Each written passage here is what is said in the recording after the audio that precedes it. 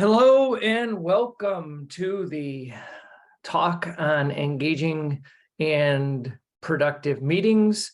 This is a lunch and learn, and I'm excited for each of you that decided to join me live in this. If you're catching it by recording, my name is Rich Lohman, and it's going to be an honor to spend about the next 30 or 45 minutes with you speaking about the importance of planning for and leading engaging meetings.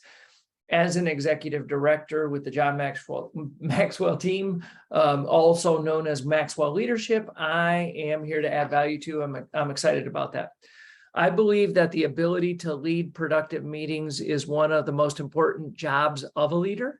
However, it's common perception that meetings are events where minutes are kept and hours are wasted. Tongue in cheek, I hope you understand the humor of that. Minutes are kept and hours are wasted. If you're like me, you probably attend countless meetings where there's little to no action, minimal progress, and very few results actually happen from the meetings. So I'm curious, which one of these that I'm going to list off resonates with you, where you've experienced or seen something in a meeting that you've attended. So have you been in a meeting where it's been dull and uninspiring? How about the meeting doesn't start or end on time? Or maybe you have participants, multiple of them, that wander off on topics in their own agenda that have nothing to do with the agenda of the meeting, or if there is even an agenda, and maybe the meeting ends without resolution of critical issues. If you can resonate with any of those, then I'm going to tell you you're definitely in the right place. I want to help work through that, add value so that we can start leading productive and engaging meetings. So if your experiences echo what noted business leaders and researchers have highlighted as the problems with meetings, then we're in the right place. In the best-selling book Death by Meeting, Patrick Lencioni indicates that the real problem with meetings boils down to two issues, just two of them. First, the meetings are boring, tedious, and unengaging, and dry. And the second is the meetings are ineffective. So it's very simple from that perspective. Michael Hyatt, in his book No Fail Meetings, reports that 37% of meetings are either unnecessarily or poorly executed. He also asserts in his book that meetings steal time, money, and attention and destroy workplace performance. So obviously, we're really getting to the root of we want productive businesses. We want to make money, and we want to have high performance, but the problem is all of our meetings don't point to those kind of things. Stephen Rogelberg, in a Harvard Business Review article titled "Why Your Meetings Stink and What to Do About It," reports that of the 23 hours executives spend in meetings each week, 8 hours are unproductive. That's one full workday per week. Rogelberg's research went on to also reveal that 90% of people report daydreaming in meetings, and 73% admit to using meeting time to do other work. So this is a disaster if this is the way our world thinks meetings need to be done. Now, leaders have a responsibility, from my perspective, to make the meeting effective. And with careful planning, design, preparation, amazing things can happen in meetings.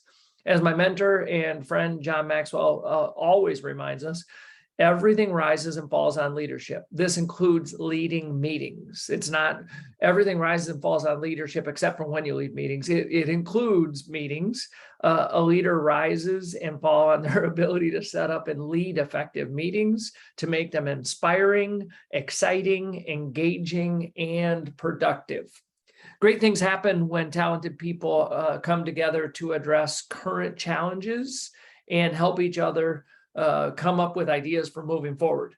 If you plan, structure, and lead meetings well, 1 + 1 = 10. That's kind of a multiplication terminology of the compound effect of what really could happen. In other words, great meetings have a multiplying or a compound effect. So Preparing for and leading engaging meetings and productive meetings is multifaceted. It's not just a one trick pony, so to speak. They are complex and it can be exciting. In the time that we have today, I'd like to share several basic things you need to know about planning and leading engaging productive meetings. I will, this is my promise to you, provide an overview of different types of meetings. I will promise you to discuss the importance of having the right people at the table. And I promise to talk about the compounding value of shared thinking within the process. Now, meetings are ineffective because they lack contextual structure. How many times have you sat in a meeting, reviewed the agenda, again, assuming you have one, most of the time you don't, and saw a list of random topics? Let me give you an example of random, like operational review or team training and development, new initiatives, sales strategies, and the list goes on and on. Presumably, the leader wants to gather updates about these topics or brainstorm ideas about them. The leader's intention is often good. They want to plan one big meeting to hash through everything and let the team members get back to the real work, if you know what I mean. However, this kind of hash, tongue in cheek to the use of the word, this kind of hash has too many ingredients to it. Did you know there are multiple types of meetings? Each type serves a valid and important function. Lencioni in his book proposes 4 different types of meetings for different purposes. There could be the daily check-in meeting. There could be the weekly tactical meeting, the monthly strategy meetings, and the quarterly offsite reviews. Since weekly meetings tend to be used most often in our organization, meaning my organization, because we do weekly coaching with clients, but we use daily check-ins via our modes. We do monthly and quarterly as well. But since most of our meetings are the weekly style, I'll focus our time today on how to best use this type of meeting. In my half-day workshop that I have, the Maxwell method of leadership for engaging and productive meetings, I do review in detail the other 3 types of meetings, as well as specific strategies that will up-level your meeting. So I just want to plant that seed here. There is a full workshop that we could go through, but for today, we're just going to give you one type of meeting, which is the weekly tactical meeting. Typically, weekly tactical meetings are 45 to 90 minutes and focus on the issues of immediate concern. To be effective, this type of meeting includes 3 critical elements. It's a lightning round where everyone that is involved in the meeting reports in 60 seconds or less on their 2 or 3 priorities for the week. A progress review where team members report on progress related to key success metrics for the business or organization, like revenue or expenses, customer satisfaction. These metrics will vary depending on the particular industry, obviously, and the organization that we could be talking about. And then after the lightning round and progress review are completed, a real-time agenda is created to ensure that focus is provided on what everyone is actually working on and how the organization or company is performing against its goals. Again, everything's got to be against its goals from this point forward. Now, I do ask people, if it's a multi-people meeting, everybody submits their real-time agenda to me prior to, so I can review it, and then I can ask questions in this progress review portion so that we can build that real-time agenda and make sure that it's beneficial for everyone.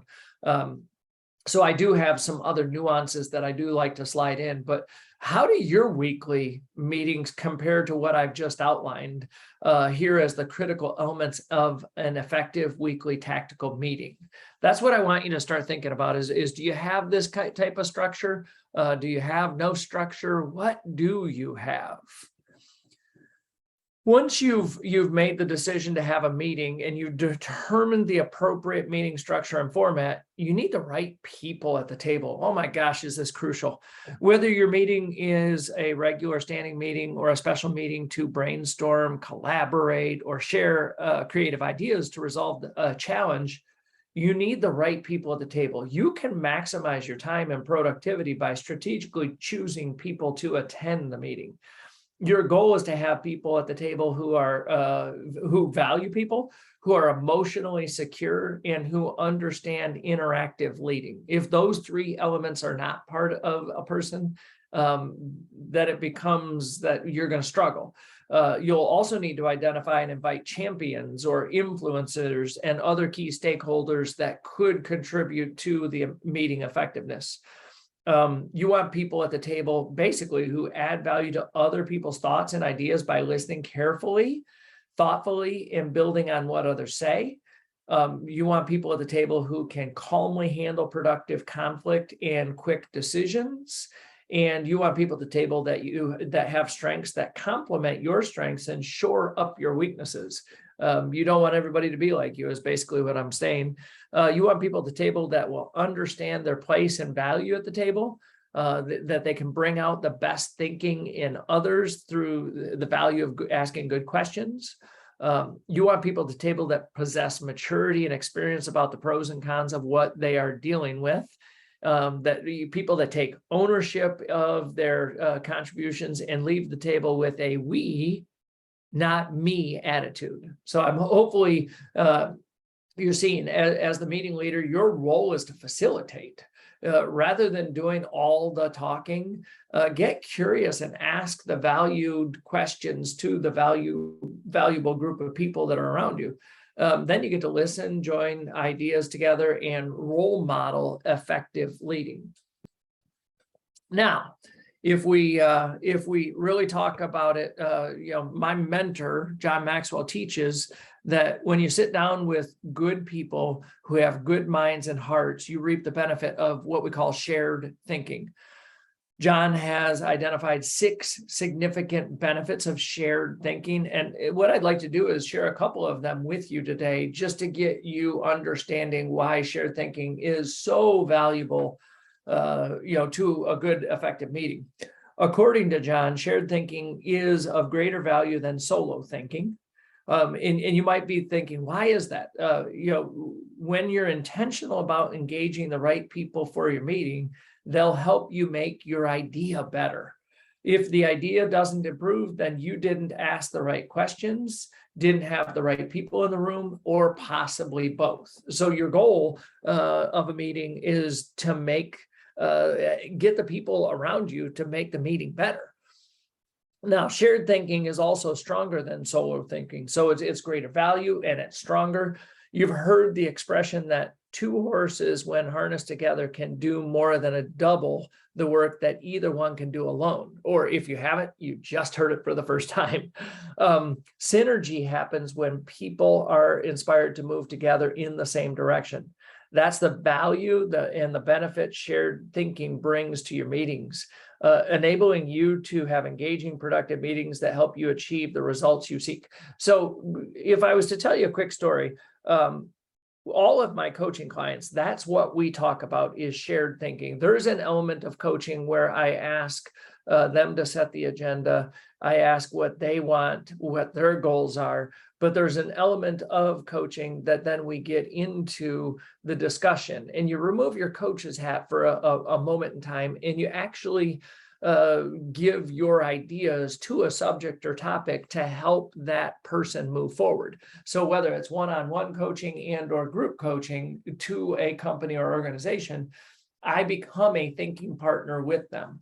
And what I like to teach is how to be thinking partners and how to, add value to a group, so that they can do it for a long time.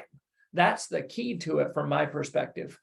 So although shared thinking provides definite benefits compared to solo thinking, there are always challenges that can arise when you bring 2 or more people together to share thoughts, ideas, and problem solve solutions.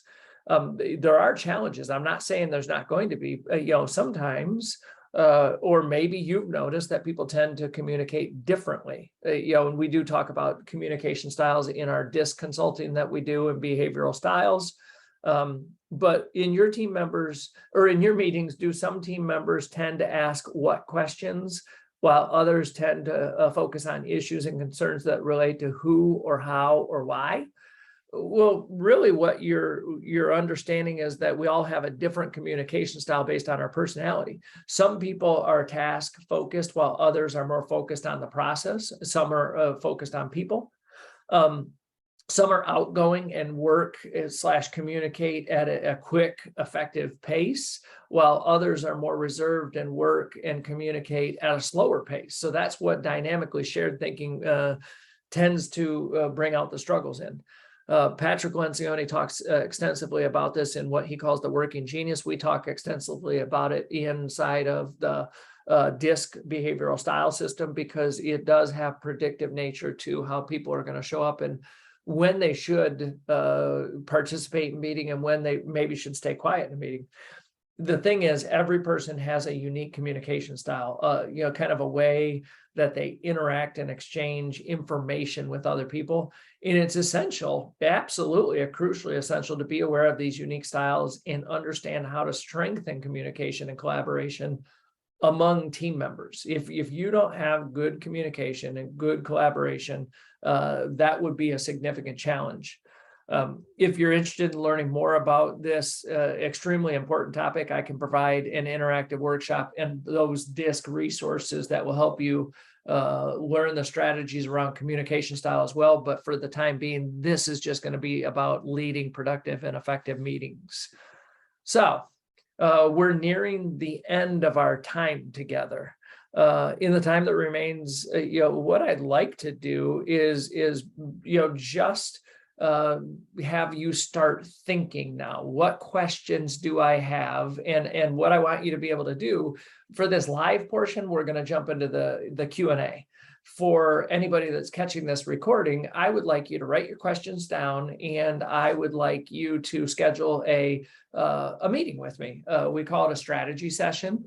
You can find my strategy session availability on my website at woohooing.com, or just hit the contact page, send me an email, rich@richlohman.com, and let's engage in answering some of your questions.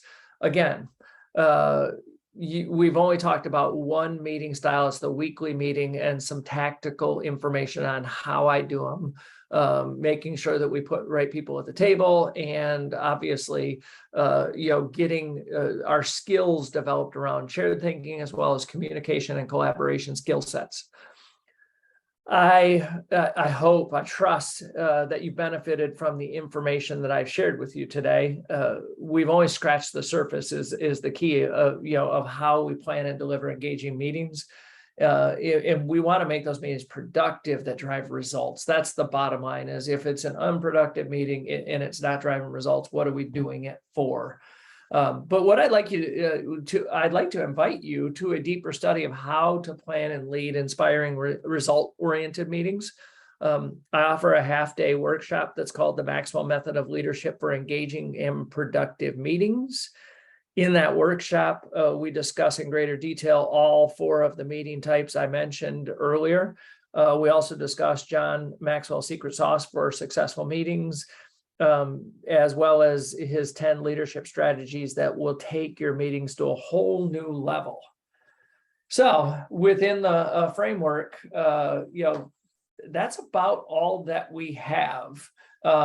We can start talking about communication a little bit, and I do have some key codes that I do have available for communication success. I would love to share that with you. I do have other workshops. If you'd like to see a workshop on communication and collaboration, as well as teamwork and the 17 laws of teamwork.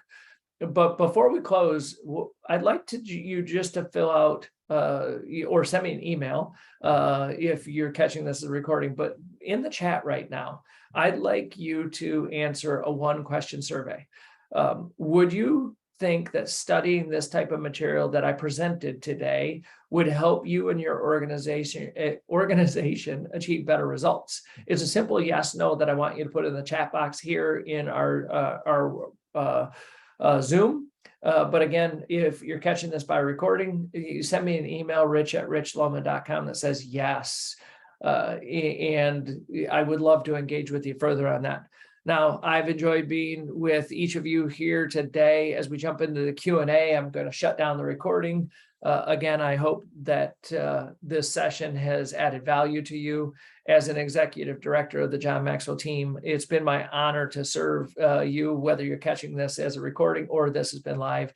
And I want to thank you for your attentiveness to this. And I hope you go out and have an awesome day.